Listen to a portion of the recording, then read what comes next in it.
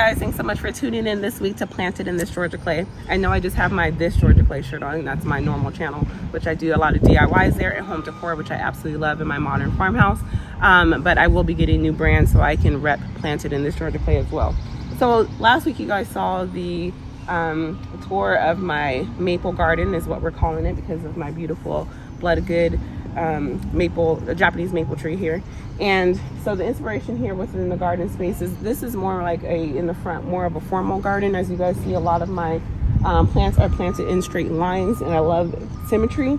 But in the back of my home, you'll see that I kind of want to make that more of a cottage style of gardening. I do live in an HOA, so they are more particular on how the front of my home looks. But in the backyard, I have a little bit more freedom there.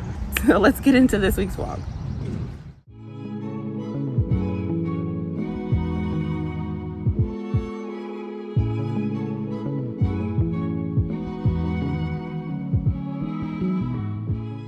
Alright, so today I'm going to be planting some knockout roses that I got from Home Depot against this wall on the side of our home. I wanted to create some type of, just to, I don't know, give it some life, some color there. I love the beautiful stack stone that we chose to wrap around our home, but I just wanted to plant some type of plants there. So when I was at Home Depot, I actually got these ones. They're gallon size for $10.98. That was an awesome sale. I was like, I know exactly where I'm going to put them. So the builder, again, our house is almost 2 years old, put pine straw around the exterior of our home, and so I really am not a fan of pine straw, so eventually I will change that out to put some mulch down. But I am using my heart auger there. I'm still new using the auger, trying to be as safe as I possibly can. So after I used the auger to create that hole there, I was just testing to see if the hole was deep enough for the knockout roses. So obviously there, the hole is just a little bit too deep, so I'm just backfilling it with some of the dirt there. I'm also using some Miracle-Gro raised bed and in-ground soil, which has compost in it as well. And it is an organic material. I like to use organics. The reason why I was using the Miracle-Gro, which eventually I want to start changing over to using Proven Winners. I've seen a lot of gardening channels that I watch that get really good results. It has a lot of nutrients, and in the compost, I would like to use that, but as of right now, Costco had an amazing deal. I think I got this 50-pound bag for only like $10, so I was like, you know what, I'm gonna use this for right now. And I did plant the rest of my flower bed and my maple garden in the front of the home with that same compost. So this is actually my second bag. That first bag lasted me almost 2 years, so it went a long way.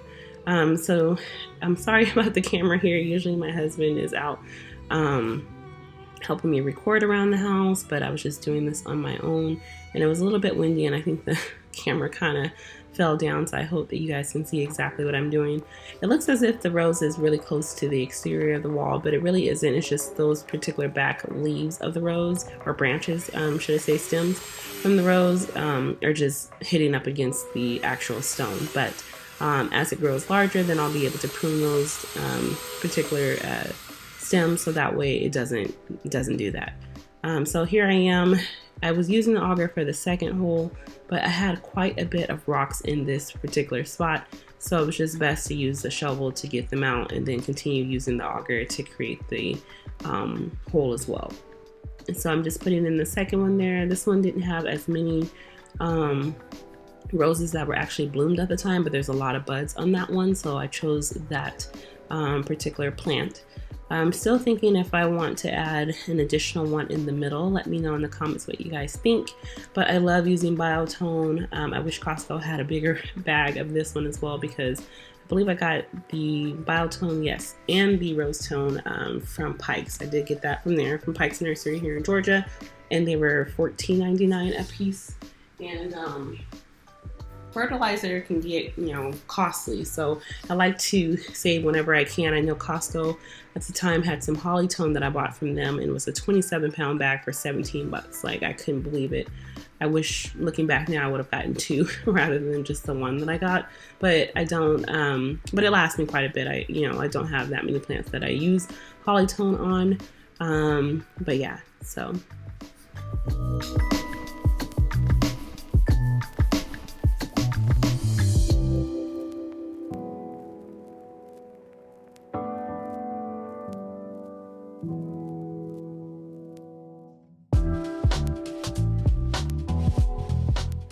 Okay, so let's talk about this Georgia clay. So this has to be the most rockiest dirt that I have come across. The builder also left a lot of material when they built the home. As you can see, that's some stone that was on the side of my house. It's just a mess. So I'm working towards making the house, or making the areas where I want to put a flower bed, just more usable. So when I'm actually going to plant something, it doesn't take so long to actually do it. But here's everything all planted up. I absolutely love it. It looks so good. I can't wait for it to flourish and get a lot larger.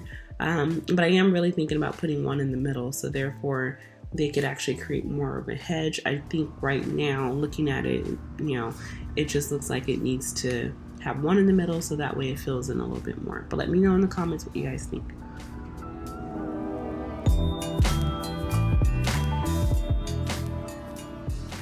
All right, so now that we have these beautiful knockout roses in, at first, I wasn't a fan of knockout roses because I'm not a particular fan of the color red. I love a lot of white flowers, and at first my maple garden was turning into just only white flowers. But then I thought about it and I'm like, a garden has a lot of different textures, different colors, and I really need to be more versatile on that. So I decided to add in red.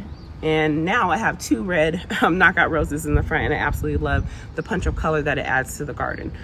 So these roses here, I know someone might say, oh, it's too close to the wall. However, it's not too close. I've made sure that the base of the stem of the rose is away from the wall, but it's actually the branches that kind of branch out.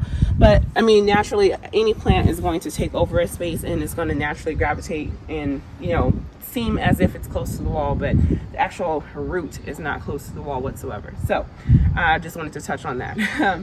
But I love them here. I still need to go, of course, get some mulch over here to finish taking out this pine straw here. And I'm thinking I might get one more rose to put right here in the middle here. So that way, when this does grow, it will create a nice hedge here around against the house. I really feel like it'll be really nice with our stone exterior on our home that actually wraps all the way around. And I just wanted to have some color that pops up against all of this white and gray. So I really think that's going to be nice. I was considering doing some here, but we still need access to the water hose here, which eventually we will change out the hose because it is connected to our auto, which is a automatic lawn sprinkler. So this one needs to stay on all the time because it's set on the schedule.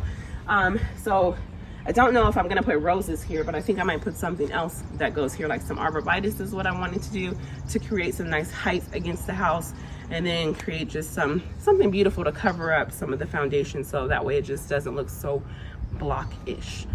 So that's something that we're going to be doing in the near future. So as you see, it's still a work in progress, but that's what's coming. So I did want to take you over on this side of the house, and again, the roses are here now in shade, but around, I think it's like 11 or 12 o'clock, this all becomes sun here. So it was a good space. As you guys can see, if Matt turns this way, the sun is already starting to come towards this way. So in no time, mind the weeds, it needs to be mowed as well.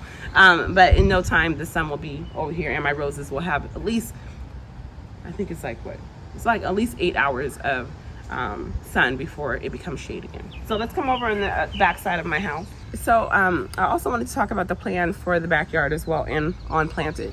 So in the backyard, I wanted to create some type of like I said, a cottage garden style. So I want to be able to make sure that I can mix different plants and textures and things back here, since I have more freedom because it is the backyard. So as you guys see, we have a natural slope or decline in our backyard. Our backyard actually goes to, we can't see it now, but it goes to the very bottom of the ravine is our actual property line. Eventually all of this, the green, the new growth will come up, and you won't even see any of this. Some of this we do need to cut back, but we will have a fence. So for safety reasons, everyone's thinking that, hey, something can happen. We don't have small children. Our kids don't come to the backyard. We don't have to worry about that or anything, but we will eventually have a fence here. So the goal is to put some arborvitae here, because when it is fall, all of the trees, the leaves fall, and our neighbors, I can't see my neighbors from the backyard. As of now, it's very pleasant because I can't see them because of the trees that are covered. That's one of the reasons why we picked this lot. But so I'll have some arborvitae that'll come here. I think I want the ones that are green giant, is what they're called. And then also I want to create along this side here with my neighbor Gina here. I would like to have a fence here, and it'll have arborvitae and roses as well. Maybe some David Austin roses. I love the Queen Elizabeth rose. I think it's a very beautiful, dignified rose, and so I would like to have a fresh cut rose garden that I can utilize. So this will be the rose garden on this side of the house eventually. So I have lots of space to work with, lots of plants that can be planted here, and we're just trying to figure out exactly how much yard we want to keep and how much can actually be utilized for my garden. All right, so moving over to the backyard, I actually wanted to go over this for last week. Okay, so I wanted to point out and touch on last week. I know that I had said that I had took out our azaleas that were in the front of the house because they were getting way too much sun and they never bloomed. So I have replanted the azaleas here. It is not done yet. All of this area needs to come out and create a flower bed within this area. I'm just trying to talk to Matt and say how much of his grass I can take out. We are having some issues with the grass because we get a lot of shade back here and some of the grass is dying. But it is coming back. You guys put seed down, so we are working on that. But we also don't, like I said, utilize the back of the house. He's more, hey, the front of the house, let's keep that how it is and you can do what you want in the back. So eventually this will have a pathway to a fire pit here that's going to have some crushed crushed slate, and that'll be fun and nice for our family to utilize right in this area. So I'm trying to see if maybe this can all become a flower bed and we'll just have a pathway with flowers on each side that you come to the fire pit. So that's something we're talking through. So again, this is not done. This is just the leftover mulch that I had, so I put some mulch down so that way I'm not drowning it when it does get wet. But these are the azaleas here, and they are doing way better, especially this one. It never had this many leaves in the last 2 years that I've owned this plant. That was in the front of my house. I have cut it back some, but it has already grown back from what I had cut it. If you can see the stems down there from where I had made those cuttings. So hopefully next season it will bloom for me. So I'm very grateful that it wants to live, and I want it to live too, so I'm taking care of it. So this is a blue angel hosta that I planted down here as well. It's doing very well too. It's actually larger than what it was. Here's some new growth here. Then when I bought it, it was kind of all around this same size. But they like it to be more moist, so it is doing very well here. It's living its best life because it likes the soil to be moist, and it gets a lot of shade back here.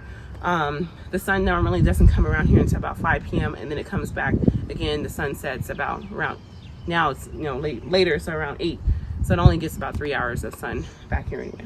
So coming over here, this is a Japanese viburnum, and it has not bloomed as of yet. I don't know if I'll get any blooms this season. I do see some type of makings of a bloom in here, but I'm not quite sure if it will bloom this season or not, because normally it blooms in spring and we are almost in summer. So if it has some late blooms, that's fine. It also blooms again in fall, so maybe I will get fall blooms and not necessarily spring blooms. But it's larger than when I first bought it. This is supposed to be a flower bed as well. I need to do some more digging here. I'm not the best in creating flower beds. The ground is kind of unlevel here, so it needs to be worked on and get some weeds out of there. This is a normal backyard. I'm not a professional. I love to do it, and I want to share it with everyone of my experience, and we can all learn together. If you guys know any tips, tricks, or anything how to create that special garden bed. I think I'm going to pay someone though to create my flower bed here and going up to the fence, and then that way my hydrangeas could be within a flower bed as well. So this hydrangea here is a Limelight Prime. It gets about 4 to 5 feet tall, and it's actually a lot wider than when I first bought it here. I have some yellowing of the leaves going on here. I have treated it with some iron. Hopefully that is the issue, but I also think that is a water issue as well, because none of my flowers are on the drip system, so I am watering it here. But we did just recently get some rain, so hopefully that will correct itself. But it's not over the full plant, so I don't think the plant is dying itself. It's just there's something that's going on that I'm working through. So this plant here is a Fire Fab hydrangea, and again there's some yellowing going on here as well. All right, so I did pick off one of the leaves, and it doesn't have a green veining, which normally would give you an inclination that it is a corrosive issue or iron issue, and does not seem to be the case. So I really feel like it is a watering issue that's going on. Either it's being watered too much or being watered not enough. So I stopped watering it as of yesterday. No, yesterday I did water it. So I'm going to work through that and see. I feel like it's not a water issue. I'm not necessarily knowing what's going on here. Again, if you guys know, leave me a comment, because I would love to save my hydrangea. I don't know what's going on with it, my poor thing. The rest of my hydrangeas are doing fine. It's just those particular ones. It also can be an issue of it's being acclimated with the soil as well. I could also dig it up and maybe put some more compost in the hole. Maybe that could be an issue as well. So just working through that, but it seems to be doing well. This one again is another limelight prime hydrangea here, and so this one seems to be doing a lot better than the quickfire. So all right, so moving over to some more healthier hydrangeas. This is a bloomstruck hydrangea. It's by Endless Summer, and it is doing very well. It has different flowers that are within its bloom cycle. Here, this one's fully bloomed, beautiful.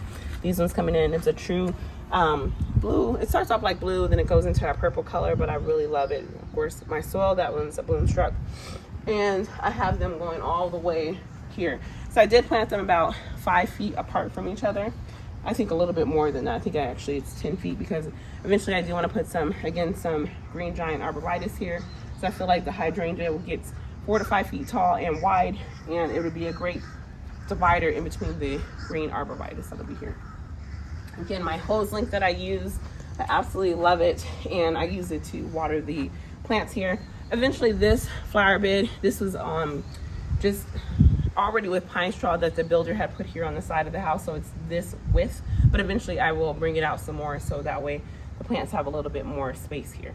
I need some more mulch here. It has rained, and we had just dug and put this post here, so that's how that looks here.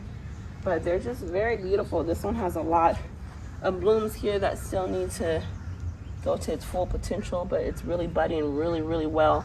Here's one that's hiding right behind this flower, so it's good. I love it. And then this one right here is going crazy. Doesn't truly have all of its color here, but again, the sun, I'm on this side around the house. I think it comes out, the sun, it's about 1 o'clock where this is full sun, and then it's from 1 to 8. So they get shade, they also get sun. These don't seem to be having a watering issue, but it seems, again, there is mulch here. It's helping with that water drainage, so it's not sitting in water. It's can, utilize those water when it needs to. So I think I really need to figure out and work on the ones on the other side. So coming up over here, this one as well is a limelight prime. And first there was a holly here. The holly was diseased. I took the holly out. This limelight prime is doing really well. It has a lot of new growth here. These nice new stems, sturdy stems here. I can't wait till the flowers start blooming. So yeah, this one's doing really good. All right, guys, so thanks so much for tuning in this week to Planted in This Georgia Clay. Again, please let me know what you guys think about those hydrangeas and the yellowing of the leaves. I would really love to go ahead and correct that issue if you guys could help me out, because the rest of my garden seems to be thriving. It's just those ones I'm not sure what's going on there. So I know what I'm doing. I just know what's going on with those ones. Again, so thank you so much. Please make sure that you like, subscribe, share it with a friend, and we'll see you guys next week. Bye, guys.